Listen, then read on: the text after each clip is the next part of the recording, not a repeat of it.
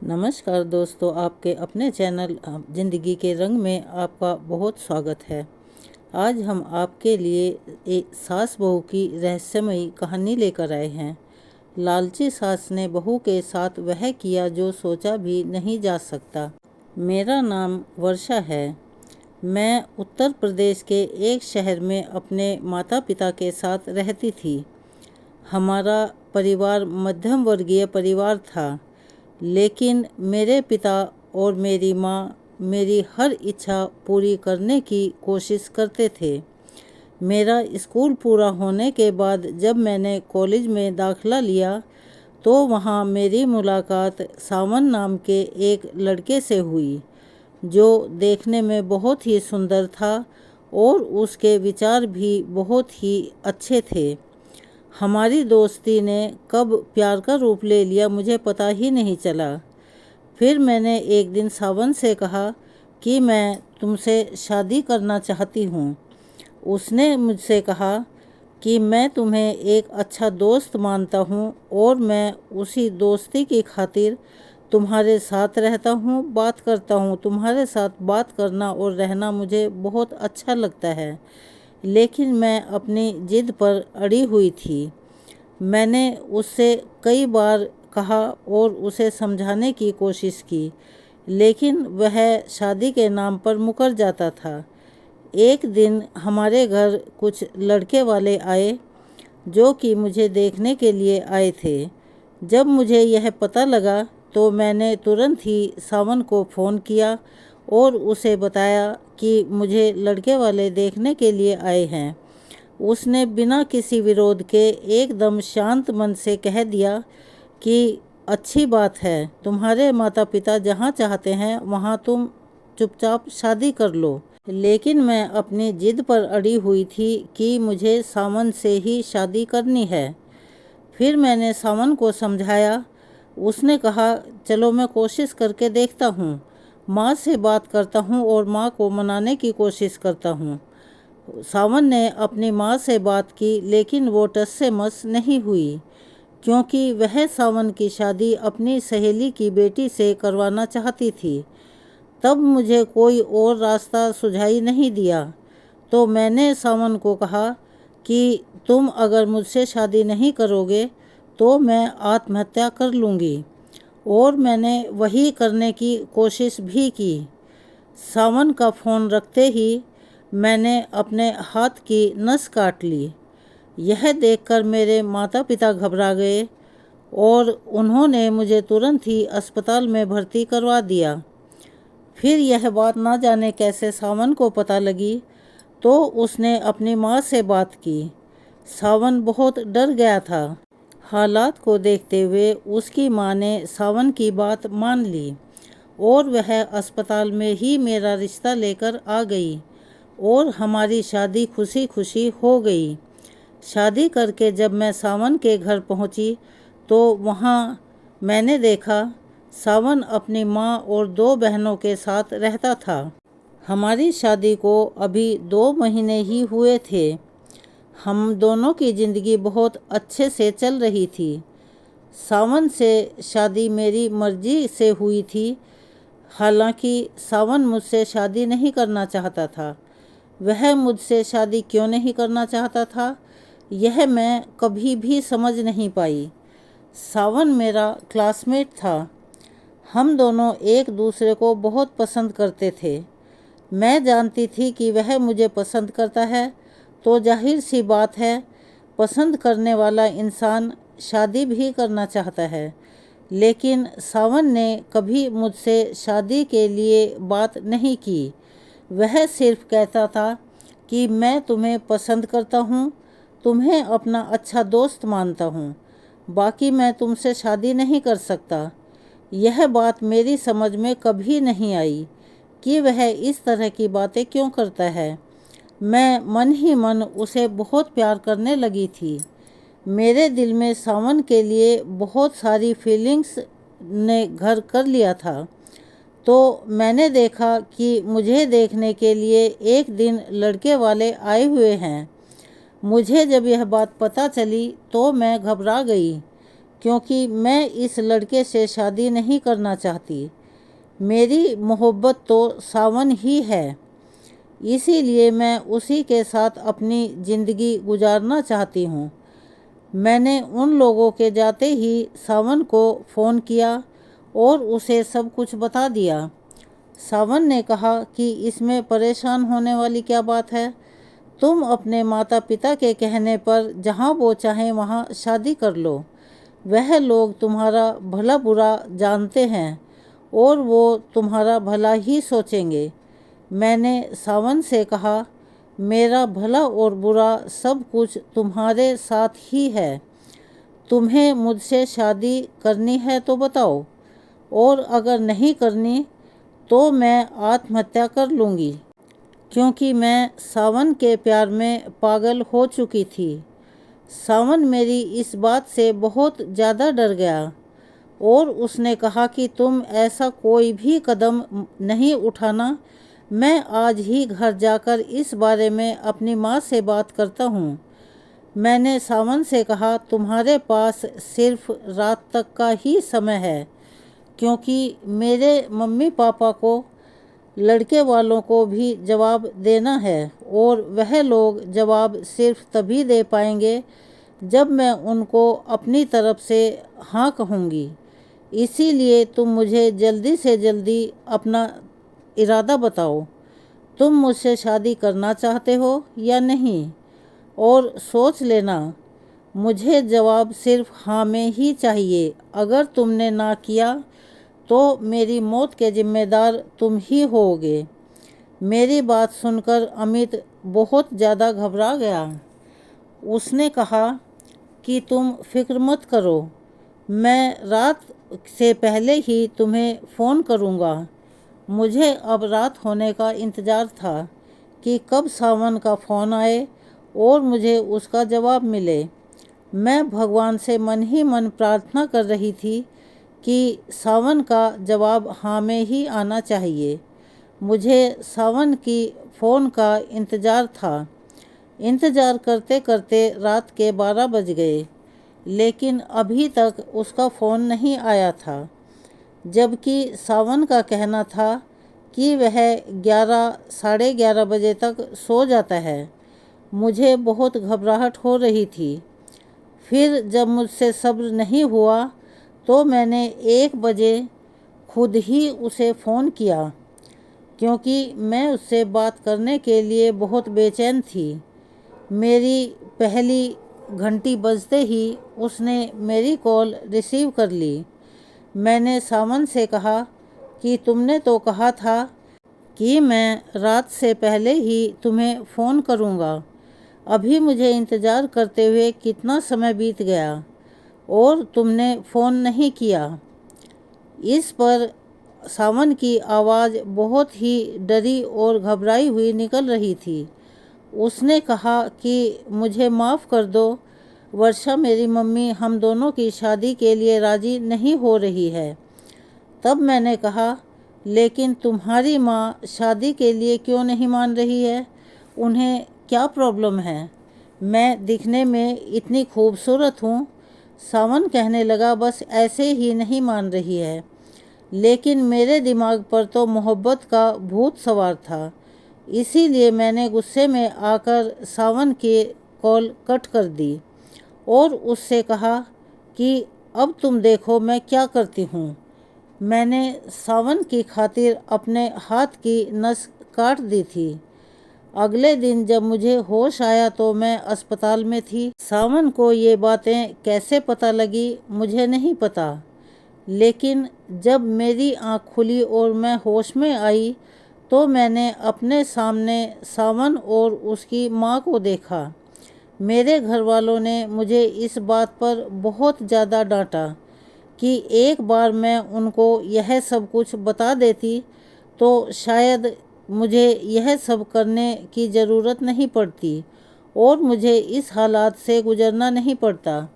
फिर सावन की माँ मेरे घर रिश्ता लेकर आ गई थी और मैं अपने प्लान में कामयाब हो गई थी। खुशी खुशी दोनों परिवारों ने मिलकर मेरी शादी जैसे तैसे सावन के साथ कर दी। मेरी शादी को अभी सावन के साथ 1 ही महीना गुजरा था कि मौसम बदल गया। अचानक ही इस कदर गर्मी पड़ने लगी थी। सबने अपने गर्मियों वाले कपड़े निकाल लिए थे। मेरी ससुराल में मेरी सास और 2 नंदें ही थी। मेरे माता पिता गरीब लोग थे। उन्होंने मेरी शादी में सिर्फ साधारण तरीके से सामान वगैरह दिया था और वही चीज़ें दी थी जिसकी एक गृहस्थी बसाने के लिए चाहिए। सावन इसी तरह की फैमिली से बिलोंग करता था। उसका परिवार भी साधारण ही था। उसकी माँ ने मेरी शादी के लिए क्यों इनकार किया, मुझे इस बात का कभी पता नहीं चला। ना ही मैंने दोबारा सावन से इस बारे में पूछने की कोशिश की। मेरे पति का घर छोटा सा ही था, लेकिन मुझे बहुत प्यारा था। वह अपने घर में अकेला ही कमाने वाला था। उसके ऊपर अपनी माँ और दोनों बहनों की जिम्मेदारी थी। अब तो उसके ऊपर मेरी भी जिम्मेदारी आ गई थी। मेरी बड़ी ननंद का रिश्ता तो हो चुका था और उसकी एंगेजमेंट भी हो चुकी थी। अगले 1 साल बाद उसकी शादी थी। शायद इसीलिए उसका बिहेवियर मेरे साथ नॉर्मल नंदों के जैसा नहीं था। वह मेरे साथ बहुत अच्छे से रहती थी और मेरी बहुत इज्जत करती थी। मेरी उससे बहुत अच्छी दोस्ती भी हो गई थी। मगर मैं सावन की जगह तो उसे नहीं दे सकती थी, क्योंकि मेरे पति ने मुझे शॉपिंग करने के लिए थोड़े से पैसे दिए थे और कहा था कि तुम मेरी बहन के साथ चली जाना। लेकिन मैंने सावन से जिद की कि तुम ही मुझे मार्केट लेकर चलो, मुझे तुम्हारे साथ ही शॉपिंग पर जाना है। वो मेरी बात पर हंसने लगे और कहने लगे कि तुम एक बात बताओ और बात को समझने की कोशिश करो। मुझे लड़कियों के कपड़ों के बारे में कुछ भी नॉलेज नहीं है। अगर मुझसे वहाँ तुम कोई सुझाव मांगोगी तो मैं क्या करूँगा? तुम मेरी बहन को अपने साथ ले जाओ, उसकी चॉइस बहुत अच्छी है। वैसे भी उसके साथ तुम्हारी अच्छी दोस्ती हो गई है। बात तो अमित की भी बिल्कुल ठीक ही थी, इसीलिए मैं उनकी बात मान गई थी। लेकिन उनसे वादा लेना नहीं भूली थी कि वह मुझे रात को डिनर के लिए बाहर लेकर जाएंगे। सावन राजी तो हो गए थे, लेकिन उनके चेहरे पर मुझे कुछ परेशानी नज़र आ रही थी। मैंने उनकी परेशानी की वजह उस वक्त नहीं पूछी, क्योंकि मुझे बाज़ार जाना था। इसीलिए मैंने अपनी ननंद को साथ लिया और मैं उसके साथ मार्केट शॉपिंग करने के लिए चली गई। मेरे पति ने मुझे 2 सूट लाने के लिए पैसे दिए थे। मैंने 2 ही सूट लिए। मैंने अपनी ननद को खुश करने के लिए उसे चूड़ियाँ दिलवा दी थी। वो भी चूड़ियाँ लेकर बहुत खुश हो गई, क्योंकि मेरे पास इतने ही पैसे बचे थे। इतने ज़्यादा पैसे नहीं थे कि मैं अपनी ननंद को भी कपड़े दिलवा सकती। वो मुझसे इस बात से बहुत इम्प्रेस हुई। वह कहने लगी, भाभी आप तो दुनिया की सबसे अच्छी भाभी हो। मैं उसकी बात सुनकर खुश हो गई थी। मैं चाहती थी कि मैं अपने ससुराल में जल्दी ही अपनी एक ऐसी जगह बना लूं कि जो परिवार का हर सदस्य मुझे प्यार करे। मेरा पति पढ़ा लिखा था और बहुत हैंडसम भी था। उसकी इसी हैंडसम पने पर ही मैं फिदा हो गई थी। उसकी आदत भी बहुत अच्छी थी। वह मुझसे बहुत प्यार करता था। मैं चाहती थी कि सावन से इतना प्यार करूं कि उसे मेरे बिना रहने की आदत ही ना हो। जब मैं घर आई और खुशी खुशी मैंने अपने कपड़े अपने पति को दिखाए तो उन्हें बहुत पसंद आए। अपने पति को देखकर मुझे ऐसा लगा जैसे मेरी सारी मेहनत वसूल हो गई हो। मेरे पति कमरे में आ गए। मैं भी उनके पीछे पीछे ही कमरे में आ गई थी। फिर मैंने उन कपड़ों में से एक सूट निकालकर पहन लिया और मैं अच्छे से तैयार हो गई। फिर मैंने अपने पति से कहा कि चलो चलते हैं। मेरा पति मुझे देखकर हैरान हो गया और कहने लगा कि कहाँ चलना है। मैंने कहा, ये क्या बात हुई, आप अपना वादा भूल गए हो। हम दोनों को रात का डिनर करने के लिए घर से बाहर जाना था। आपने मुझसे वादा किया था। मेरे पति ने कहा, अरे हाँ, अच्छा, मुझे याद आ गया। चलो आधे घंटे में निकलते हैं। मैं अभी एक बार बाहर होकर आता हूँ। मेरे पति ना जाने आधे घंटे का बोलकर कहाँ चले गए थे। मैं उनका बहुत देर तक इंतज़ार करती रही। वह आधा घंटा नहीं बल्कि पूरे 2.5 घंटे बाद घर वापस आए थे।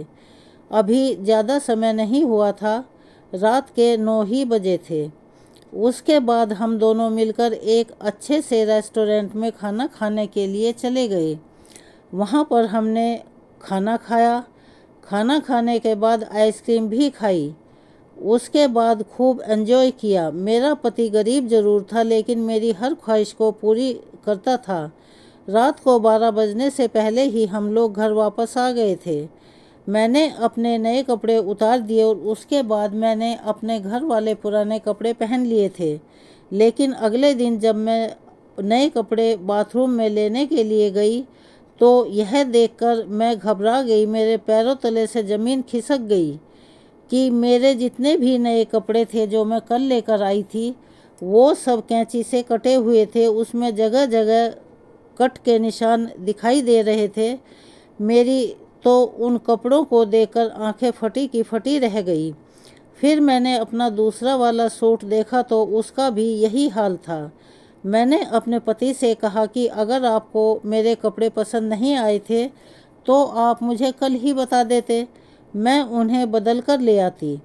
लेकिन आपको कपड़ों को इस तरह काटना नहीं चाहिए था। इस तरह की हालत करने की क्या ज़रूरत थी।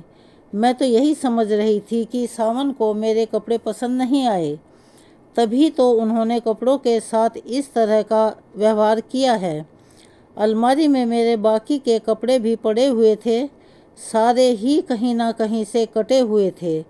अब मेरे पास पहनने के लिए कुछ भी नहीं था, सिर्फ वही सूट था जो मैं पहने हुए थी। सारे ही कपड़े कहीं ना कहीं से कटे फटे थे। मुझे अपने पति का यह सब कुछ करना बिल्कुल भी अच्छा नहीं लगा। मैं अपना सर पकड़कर बैठ गई और बुरी तरह से रोने लगी कि अब मैं क्या करूं, मेरे पास तो पहनने के लिए कपड़े ही नहीं हैं। मेरे पति खामोश खड़े हुए थे, कुछ कह ही नहीं रहे थे। मैं फ़ौरन अपनी सास के कमरे में गई और उनको अपने कपड़े दिखाते हुए कहा कि माँ देखो, मेरे कपड़े किसने काट दिए हैं। मेरी सास ने मुस्कुराते हुए कहा कि तुम्हारे कपड़ों की यह हालत मैंने की है। मैं अपनी सास की यह बात सुनकर भौचक्की रह गई। उन्होंने कहा कि रात को यही वाले कपड़े पहनकर तैयार हो जाना, हमें एक जगह जाना है। मेरी यह बात समझ में नहीं आई। मैंने कहा, मैं ये कपड़े पहनकर कहाँ जाऊंगी, कपड़े पहनने लायक ही नहीं हैं। और आपने मेरे कपड़ों की यह हालत क्यों की? आपको पता है कि इनमें से कोई भी कपड़ा पहनने के लिए नहीं बचा। मेरी सास कहने लगी, अभी मैं थोड़ी सी बिजी हूँ, इस बारे में मैं तुमसे बाद में बात करूँगी। और मैं रोती सुबकती अपने कमरे में वापस आ गई। जैसे ही मैं कमरे में आई तो कमरे में मेरे पति मौजूद नहीं थे, वह भी घर से बाहर चले गए थे। मेरी कुछ भी समझ में नहीं आ रहा था कि इस घर में आखिर मेरे साथ हो क्या रहा है। मैं सारा दिन अपने कपड़ों की वजह से परेशान रही और रोती रही। मैंने टेंशन की वजह से खाना भी नहीं खाया और ना ही मेरे पति ने दोपहर का खाना खाया था। वह तो घर से जब से ही गए थे, घर के अंदर दोबारा आए ही नहीं। इसी तरह से शाम हो चली। मेरी सास जल्दी से मेरे कमरे में आई और मुझसे कहने लगी, बहू यह कपड़े पहन लो और जल्दी से तैयार हो, हमें कहीं जाना है, मैंने तुम्हें सुबह बताया था।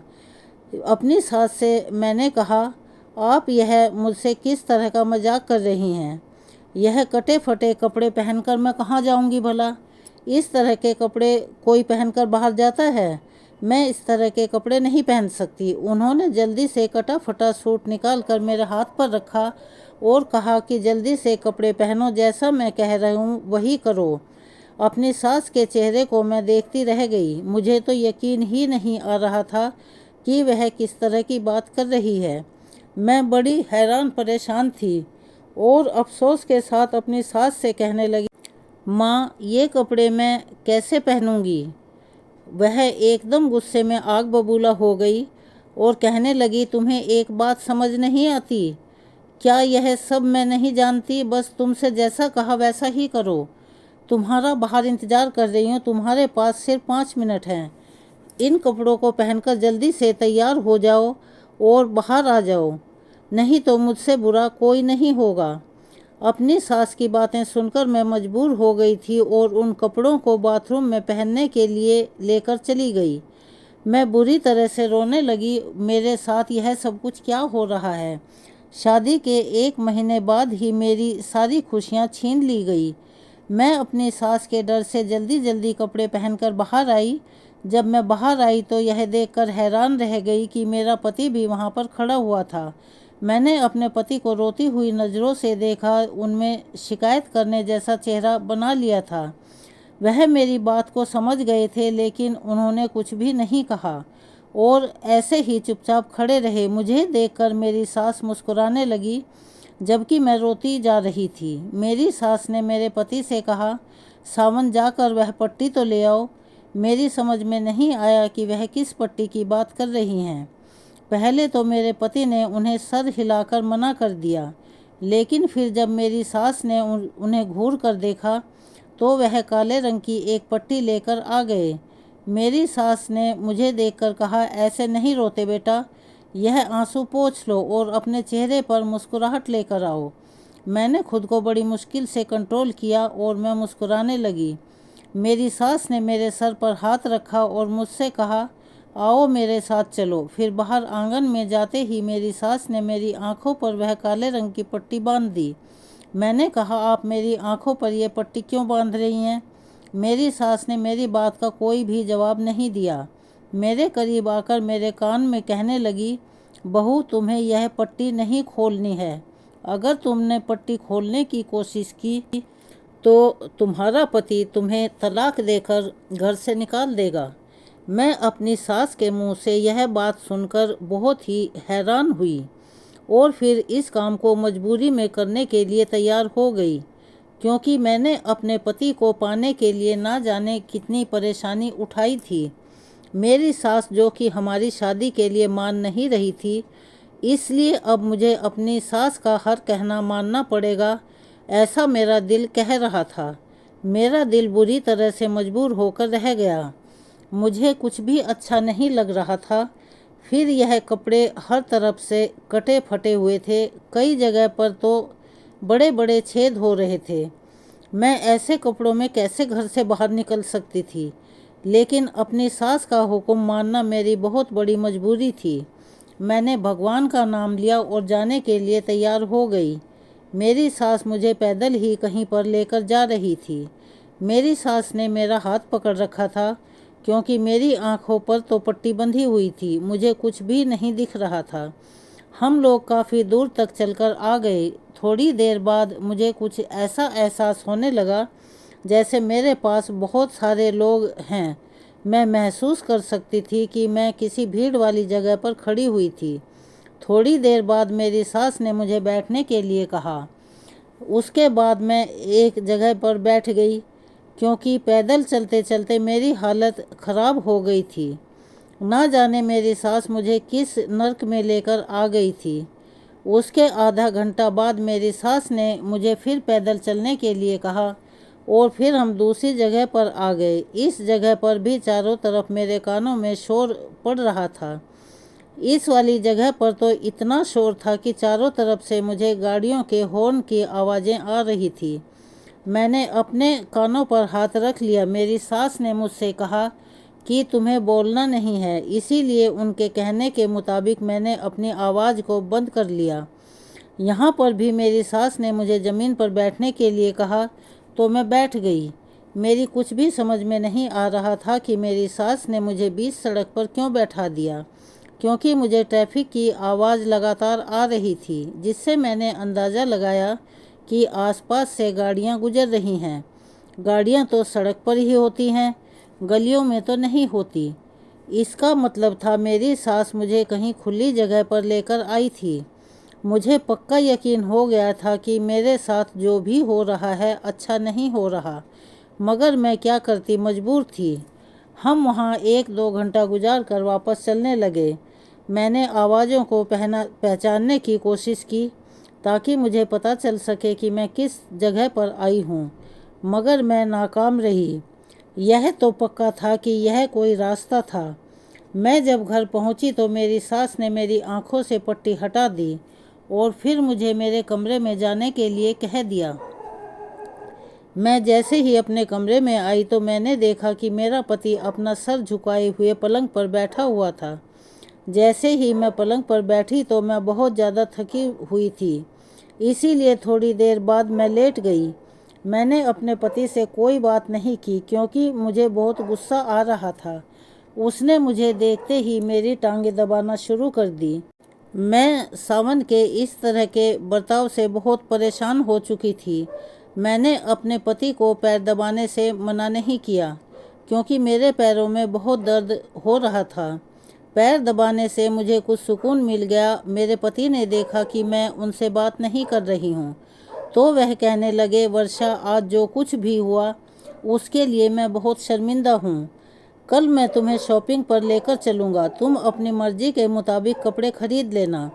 मैंने पैर जल्दी से पीछे किए और कहने लगी, आपकी माँ फिर से मेरे कपड़ों को काट देगी। मेरी बात पर मेरे पति ने अपना सर झुका लिया। वह कहने लगी, वर्षा, तुम आराम करो, तुम्हें आराम की ज़रूरत है। लाओ अपने पैर इधर करो, मैं दबा देता हूँ। मैंने कहा, मुझे तुम्हारी तसल्ली की कोई ज़रूरत नहीं है। मैं इस समय अपने पति से कोई बात करना नहीं चाहती थी और ना ही उनका चेहरा देखना चाहती थी, क्योंकि मुझे सबसे ज़्यादा गुस्सा तो सावन पर ही आ रहा था। उसकी माँ कुछ भी कर रही थी, वह कुछ भी नहीं बोला और खामोशी से उनका कहना मानता जा रहा था। इसीलिए मैंने अपनी आंखें बंद कर ली और मैं सो गई। मैं बहुत ज़्यादा थकी हुई थी, इसीलिए मुझे जल्दी ही नींद आ गई। 1 घंटे के बाद जब मेरी आँख खुली तो मैंने पहले खाना नहीं खाया था। मुझे बहुत तेज़ भूख लगी हुई थी। इन लोगों ने मेरी नींद और चैन तो छीन ही लिए थे, लेकिन मुझे क्या पता था कि अभी तो यह शुरुआत है, आगे तो अभी और बहुत कुछ होना बाकी था। अगले दिन सावन ने अपने ऑफिस की छुट्टी कर ली थी और वह ज़बरदस्ती मुझे बाज़ार लेकर चला गया, मगर मैं एक जगह आराम से बैठी रही। मैंने किसी तरह के कोई भी प्रतिक्रिया नहीं दी। मेरे पति ने खुद ही अपनी पसंद के मुझे 2 सूट दिलवा दिए थे। मैं शॉपिंग करके घर आ गई थी। मेरा पति घर से बाहर चला गया था। उन्होंने मुझे कहा कि तुम आराम करो, मैं अपने एक दोस्त से मिलकर आता हूँ। मेरी सास ने मुझे अपने कमरे में बुला लिया। उन्होंने मुझसे बड़े प्यार से पूछा कि कहाँ गई थी। मैंने उन्हें बताया कि सावन के साथ शॉपिंग करने के लिए गई थी। थोड़ी देर बातचीत करने के बाद उन्होंने मुझे कहा कि बहू, तुम्हें पता है, सावन के तो इतने बड़े बड़े घरों से रिश्ते आ रहे थे, लेकिन उसने तुम्हारी खातिर सिर्फ तुमसे ही शादी की। मेरे बेटे के पीछे तो बहुत सारी लड़कियां पागल थी, क्योंकि वह देखने में इतना सुंदर और सुशील है, मगर मेरे बेटे ने तुमसे शादी करने के लिए जिद ठान ली थी, क्योंकि तुमने उसे आत्महत्या की धमकी दी थी। इस धमकी को सुनकर मेरा बेटा डर गया था, इसीलिए मुझे अपने बेटे की मर्जी की खातिर अपना सर झुकाना पड़ गया। लेकिन तुम इस छोटे से हादसे को इतना बड़ा तूल मत दो। अपने यह खुशनुमा दिन खराब मत करो। अपने पति के साथ हंसी खुशी से ज़िंदगी गुजारो। मैं कई दिन से देख रही हूँ कि तुम्हारा बिहेव अपने पति की तरफ से बिल्कुल भी अच्छा नहीं है। वह तुम्हें बहुत प्यार करता है और देखो, तुम्हारा मूड ठीक करने के लिए वह तुम्हें शॉपिंग पर भी लेकर गया। मुझे अपनी सास की बात तो ठीक ही लग रही थी। मैंने सोचा कि चलो जो हुआ सो हुआ, मुझे अपने पति के साथ अपना बर्ताव अच्छा रखना चाहिए। मुझे सावन को ज़्यादा परेशान नहीं करना चाहिए। ऐसा ना हो कि वह मुझसे नाराज़ होकर कहीं किसी और के साथ ही दिल लगा बैठे। उस बेचारे ने भी तो मुझसे शादी करने के लिए काफ़ी सारे सैक्रिफाइस किए थे। मैं अपनी सास की बात सुनकर अपने कमरे में वापस आ गई और अपने पति के आने का इंतज़ार करने लगी। थोड़ी देर बाद मेरे पति भी आ गए। मैं उनके सामने काफ़ी शर्मिंदा हो रही थी। मैंने अपनी गलती भी मांगी और उनसे माफ़ी भी मांगी। उन्हें कहा, सावन मैं बहुत शर्मिंदा हूँ, अपनी गलती पर मैं भी अपना दिल साफ करने की कोशिश करती हूँ, मगर तुम मुझसे एक वादा करो कि मेरी बात सुनकर सावन खुश हो गया। वह कहने लगे, हाँ बताओ, तुम हुक्म करो। मैंने सावन से कहा, जैसे तुम्हारी माँ ने मेरे साथ किया है, ऐसा अब कभी दोबारा नहीं होना चाहिए। तुम मुझसे इस बात का वायदा करो, आइंदा ऐसा कभी भी ना हो। सावन ने सिर हिला दिया था और कहने लगा कि मैं पूरी कोशिश करूँगा ऐसा कुछ ना हो जिसकी वजह से तुम्हें परेशान होना पड़े। अचानक ही उन्होंने मेरी आंखों में देखा और कहा कि वर्षा, तुम्हें पता है, मेरी माँ थोड़ी जिद्दी और गुस्से वाली है। मुझे उनकी बातों के आगे हार माननी पड़ती है, लेकिन वो दिल की बुरी नहीं है, दिल की बहुत अच्छी है। तभी तो उन्होंने मेरी खुशी के लिए तुम्हारे साथ मेरी शादी की हाँ कर दी। वह सिर्फ मेरी खुशी के लिए तैयार हो गई थी। सावन कहने लगे, मैं तुम्हें हर खुशी देने की कोशिश करूँगा। अपने पति की बात सुनकर मुझे बहुत अच्छा लगा। मैं अपने पति की कही हुई बातें सोच सोच कर खुश हो रही थी, लेकिन उन्होंने अपनी माँ की बात जो मुझे बताई थी वह मेरी समझ में नहीं आई। उनका इशारा अपनी माँ की किस बात पर था? फिलहाल मैंने यह सब कुछ वक्त पर छोड़ दिया। मैं जानती थी कि वक्त के साथ साथ मुझे सब कुछ पता चल जाएगा। अपने पति के साथ काफ़ी अच्छा टाइम बिताने के बाद शाम के समय मैं अपनी दोनों नंदों के कमरे में जाकर बैठ गई। उनके साथ इधर उधर की बातें करने में व्यस्त हो गई। फिर मैं वापस अपने कमरे में लौट कर आई तो मैंने वहाँ क्या देखा, मेरे नए कपड़े फिर से कटे हुए थे। इस बार तो मुझे बहुत ज़्यादा गुस्सा आया। मैं समझ रही थी कि अब सब कुछ ठीक हो गया, मगर यह सिर्फ मेरा भलावा था। शाम का समय हो रहा था। फिर से मेरी सास मेरे कमरे में आई और उन्होंने कहा, इनमें से जल्दी से एक सूट पहन लो और तैयार हो जाओ, हमें चलना है। मेरी कुछ समझ में नहीं आ रहा था, मेरी सास मेरे साथ ऐसा क्यों कर रही है। मैंने उनके कहने के मुताबिक उनसे कोई सवाल नहीं किया और खामोशी से उन कपड़ों को पहन लिया। मेरी सास मंद मंद मुस्करा रही थी। फिर उन्होंने मेरी आंखों पर वह काले रंग की पट्टी बांध दी और मुझसे कहा कि जिस दिन भी तुम इस पट्टी को खोलने की कोशिश करोगी तो तुम्हें मैं अपने बेटे से कहकर तलाक दिलवा दूंगी। तुम जानती हो ना कि मेरा बेटा मेरी कितनी बात मानता है। मैं अपनी सास की बात सुनकर एकदम से स्तब्ध रह गई थी, इसीलिए मैं खामोश ही रही। मेरी सास मुझे वह पट्टी बांधकर कमरे से बाहर ले आई और कहने लगी, अब मेरे साथ साथ चलो। मेरे पति उस टाइम घर पर मौजूद नहीं थे। मेरी सास ने जल्दी से मेरा हाथ पकड़ा और मेरी ननंद को आवाज़ लगाई कि दरवाज़ा अंदर से बंद कर लेना। मैं खामोश रही क्योंकि मैं जानती थी कि मेरे कुछ भी कहने का कोई फ़ायदा नहीं होने वाला। हम दोनों सास बहू आज फिर पैदल चल रहे थे, कल भी पैदल चल रहे थे, इसीलिए आज मेरे पैरों में अभी से ही दर्द होना शुरू हो गया था। मैं अपनी सास के कहने के मुताबिक चल रही थी और अपने बहते हुए आंसुओं को पोंछ रही थी। अब मुझे इस बात का पछतावा होने लगा कि मैंने सावन से शादी करके बहुत बड़ी गलती कर दी है। हालांकि मेरे माता पिता मेरी शादी कहीं और करवा रहे थे, अब जबकि यह शादी मैंने अपनी जिद से और अपनी पसंद के मुताबिक की, इसीलिए मुझे इस शादी को जैसे तैसे निभाना ही पड़ेगा।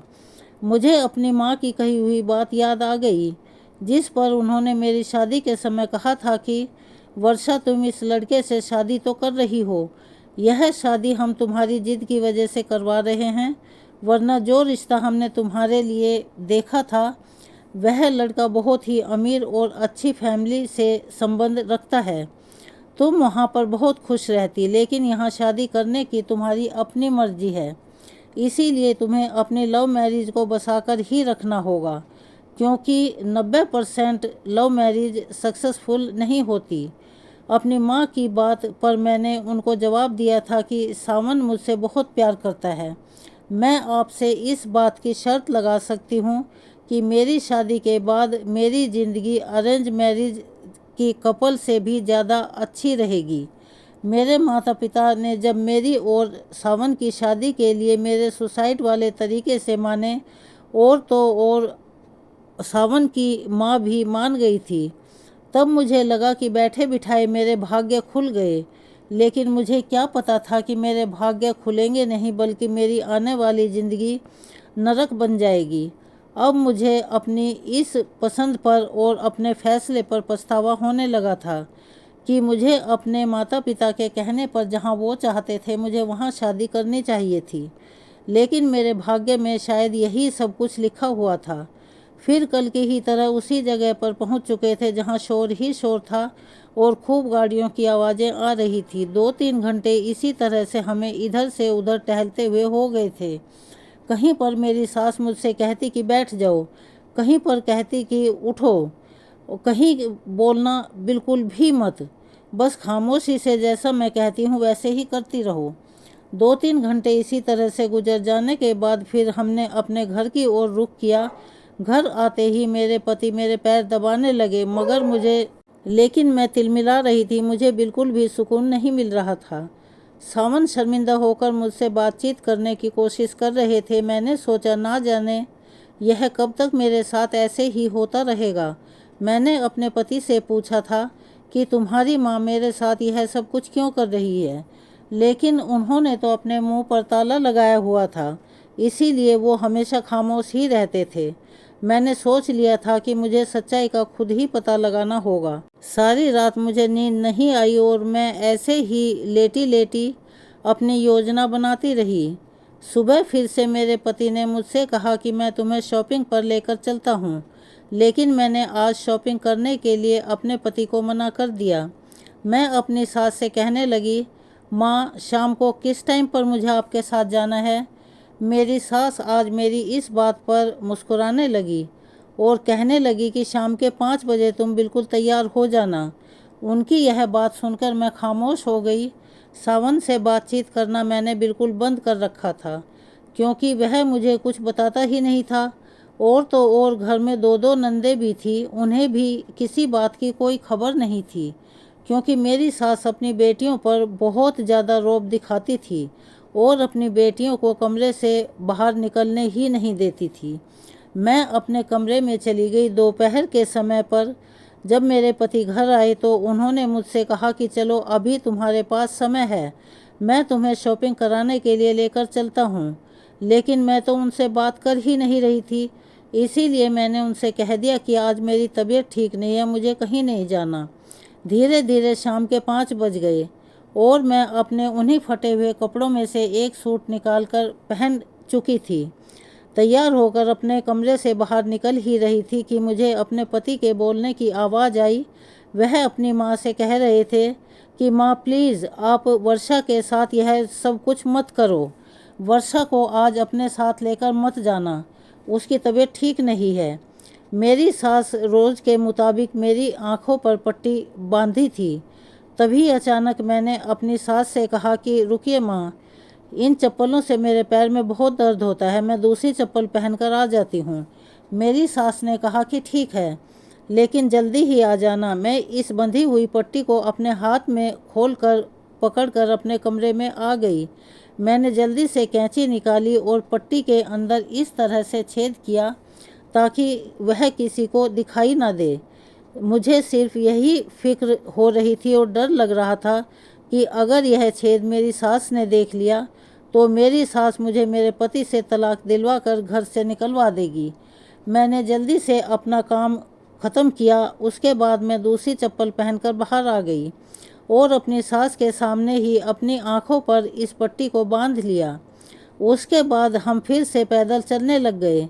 मैंने वही फटे हुए कपड़े पहने हुए थे जो मैं हर रोज़ पहनकर अपनी सास के साथ जा रही थी।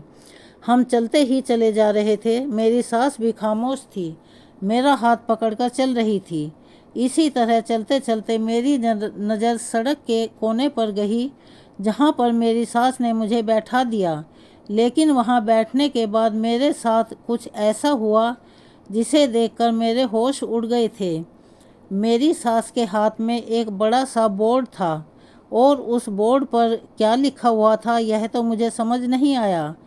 वो बोर्ड मेरी सास ने मेरे आगे रख दिया और एक कटोरा भी मेरे पास रख दिया। 5 मिनट तक वहाँ ऐसे ही बैठी रही। बाद में लोग आने शुरू हुए और उस कटोरे के अंदर पैसे डालकर जा रहे थे। यह देखकर मैं हैरान हो गई कि यहाँ पर तो काफ़ी सारे लोग मौजूद हैं।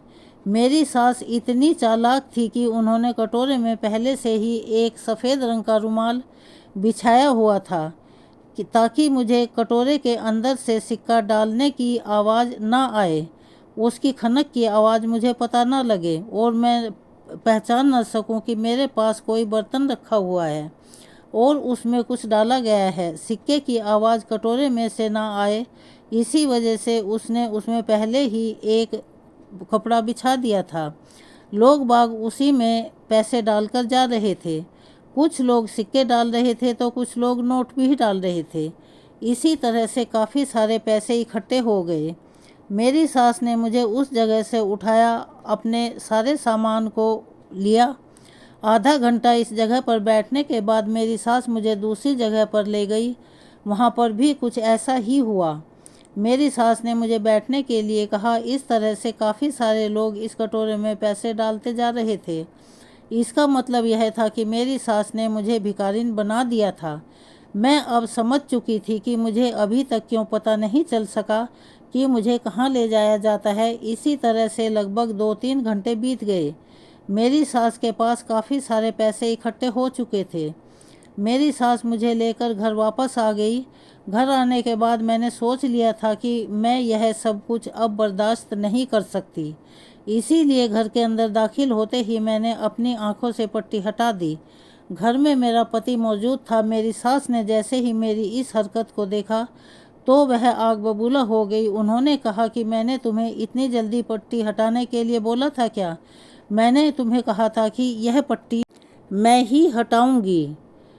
फिर मुझे अपनी सास की बात सुनकर बहुत ही अपने ऊपर शर्म महसूस हो रही थी। मैंने अपनी सास से कहा, तो फिर आज आपने कितने पैसों की कमाई की? मेरी सास मेरी बात सुनकर हैरान रह गई। हम दोनों की बातचीत सुनकर मेरे पति भी आंगन में आ गए थे। उसने हम दोनों को देखा तो वह स्तब्ध हो गए। मैंने अपने पति से कहा कि तुम मुझसे इतने दिनों से यह राज छुपा रहे हो।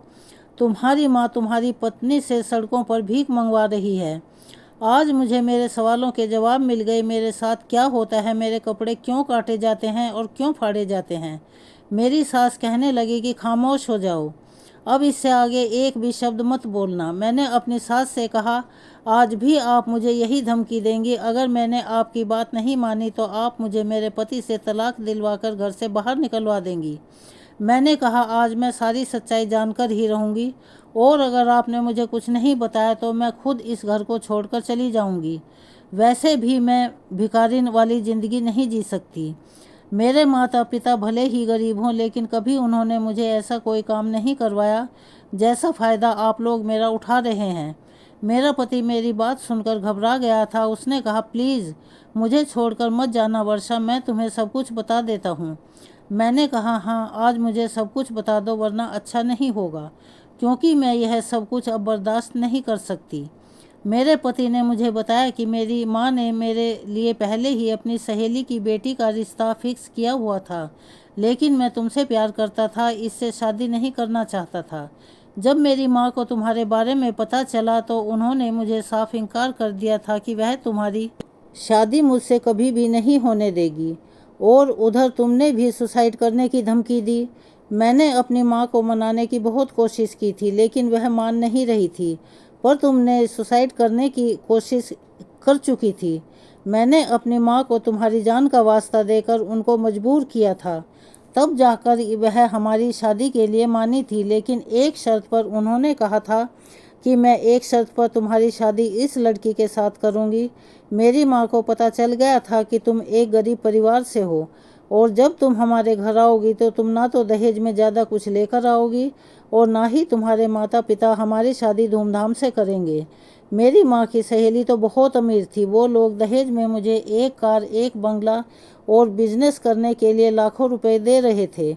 मेरी माँ इसलिए चाहती थी कि मेरी शादी उस लड़की के साथ हो, क्योंकि मेरे कंधों पर जो अपनी दो दो बहनों की शादियों का बोझ है, मैं नौकरी करके इतना नहीं कमा पाता हूँ कि सारा खर्च पूरा कर सकूँ। मेरी माँ ने मेरे सामने शर्त रखी थी कि शादी के बाद वह तुम्हारे साथ इस तरह का बर्ताव करेंगी और इस तरह से तुमसे भीख मंगवाकर पैसे इकट्ठा करेगी। तभी तो उन्होंने इस बोर्ड पर यह बात लिखी हुई थी कि तुम गूंगी हो और अंधी हो, आप लोग मेरी मदद करो। इस बोर्ड को पढ़ने के बाद लोग बाग तुम्हें अंधी, गूंगी और गरीब लड़की समझकर पैसे देकर चले जाते हैं। मेरी माँ तो अपने चेहरे को छुपा लेती है ताकि उन्हें कोई पहचान ना सके, तुम्हें अपना टारगेट बना देती है। मेरी सास खड़ी हुई खामोशी से हमारी बातें सुन रही थी। मैं अपनी सास के करीब गई और उनसे कहने लगी, माँ, मैंने आपको कभी सास नहीं समझा, सगी माँ समझा है। एक माँ अपनी बेटी के साथ ऐसा भी कर सकती है, मुझे तो यकीन ही नहीं आता। मैंने कहा, अगर आपको मैं पसंद नहीं थी तो आप मुझे बता देती, आपको मेरे साथ यह सब कुछ करने की क्या ज़रूरत थी। सावन ने कहा, मैंने माँ से कई बार मना करने की कोशिश की थी, क्योंकि मैं तुमसे बहुत अधिक प्यार करता हूँ, तुम्हें इस हाल में नहीं देख सकता था। लेकिन माँ की शर्त यही थी कि वह तुम्हें इस घर में तभी रहने देगी जब तक तुम इस तरह का काम करती रहोगी। इसी तरह से हमारे पास काफ़ी पैसे इकट्ठे हो जाते। मैं तुमसे शादी के लिए इसीलिए मना कर रहा था क्योंकि मैं एक बहुत कम सैलरी लेकर आता हूँ, शायद उसमें तुम्हारे सपने भी पूरे नहीं कर सकता था। लेकिन तुम मेरी बात को ना ही समझने की कोशिश कर रही थी और ना ही मान रही थी। तुमने तो मुझे आत्महत्या की धमकी देकर मजबूर कर दिया खुद से शादी करने के लिए। इधर मेरी माँ ने मुझे मजबूर किया। तुम दोनों के बीच में मैं पिसकर रह गया। मैं करता भी तो क्या करता। एक तरफ मैं तुम्हें नहीं छोड़ सकता था, दूसरी तरफ माँ को भी नहीं छोड़ सकता। उनकी इस बात को मानना मेरे लिए बहुत बड़ी मजबूरी हो गई थी। तब मैंने विनम्र लहजे में सावन से कहा, सावन, इसमें तुम्हारी कोई गलती नहीं है, क्योंकि एक मर्द अपनी माँ और पत्नी के हाथों जब मजबूर हो जाता है तो उसे अपनी ज़िंदगी बुरी लगने लगती है। मैंने अपनी सास से कहा, मैं आपकी फीलिंग्स को समझ चुकी हूँ। आप यही चाहती हैं ना कि मैं इस घर को छोड़कर चली जाऊँ। आपके घर वही अमीर लड़की आ जाए जो बहुत सारा दान दहेज लेकर आएगी, आपके बेटे के लिए पैसे लेकर आएगी, तो फिर ठीक है, आप अपने बेटे की शादी अपनी मर्जी से कर सकती हो। मैं इस घर को छोड़कर जा रही हूँ, लेकिन याद रखना, जैसा आपने मेरे साथ किया, एक दिन ऐसा ही आपकी बेटियों के साथ भी ज़रूर होगा, क्योंकि भगवान के घर देर है अंधेर नहीं। जिसने जो इस दुनिया में किया उसके लिए वही सज़ा इस दुनिया में ही मिलकर रहती है। मैं यह कहते हुए आगे बढ़ गई। मेरी सास को शायद एहसास हो चुका था कि उसके भी आगे दो दो बेटियां हैं। अगर उनकी बेटी के साथ कोई ऐसा करेगा तो उनको देखकर कितनी तकलीफ़ होगी। मेरी सास ने जब देखा कि मैं सामान पैक करके अपने घर के दरवाजे तक आ गई हूँ तो उन्होंने मेरा हाथ पकड़ लिया और कहने लगी, बहू, मुझे माफ़ कर दो। मुझे एहसास हो गया है, मैं जान चुकी हूँ किसी इंसान को इतना मजबूर और इतना परेशान नहीं करना चाहिए कि वह गलत कदम उठाने पर मजबूर हो जाए। आज जो तुमने मेरी बेटियों को लेकर मुझसे इतनी बड़ी बात कह दी, मैंने ही तुम्हें मजबूर कर दिया था। मैं बहुत शर्मिंदा हूँ अपनी गलती पर, प्लीज़ मुझे माफ़ कर दो। और ऐसा कहते हुए वह मेरे पैरों में बैठ गई। मुझे सिर्फ इस घर के खर्चे की और अपनी बेटियों की शादी की परवाह थी। मेरे बेटे की इतनी कमाई नहीं है जो कि यह सब कुछ कर पाता। मैंने अपनी सास से कहा कि आप परेशान मत होइएगा, आपकी बेटियों की शादी भी धूमधाम से होगी। मैं पढ़ी लिखी हूँ, मैं भी नौकरी कर सकती हूँ और सावन भी नौकरी करते हैं। हम दोनों खूब मेहनत करेंगे और इस घर को चलाएंगे। आपकी दोनों बेटियों की शादी करेंगे, अपनी ज़िंदगी अच्छे से जिएंगे। मेरी बात सुनकर मेरी सास बहुत खुश हो गई थी और मेरी बलाएं लेने लगी थी। उनको कोई भी बात कहकर परेशान नहीं करना चाहती थी, लेकिन मैंने उनको आसानी से माफ़ कर दिया, क्योंकि वह भी एक माँ थी। उन्हें अपनी बेटियों की फिक्र थी और मैंने जो वायदा अपनी सास से किया था, मैंने वह काम करके दिखाया। अब मैं और सावन मिलकर ऑफिस में काम करते हैं। अपनी मेहनत की कमाई से मैंने अपनी दोनों नंदों की शादी बहुत धूमधाम से करवा दी। मेरी इस मेहनत और लगन से मेरी सास बहुत ज़्यादा खुश हुई। अब तो वह मुझे अपनी बहू नहीं बल्कि बेटी मानती हैं और उन्होंने जो मेरे साथ किया था उसके लिए बहुत शर्मिंदा होती हैं। अब मेरी ज़िंदगी मेरे पति और मेरी सास के साथ बहुत अच्छे से चल रही है।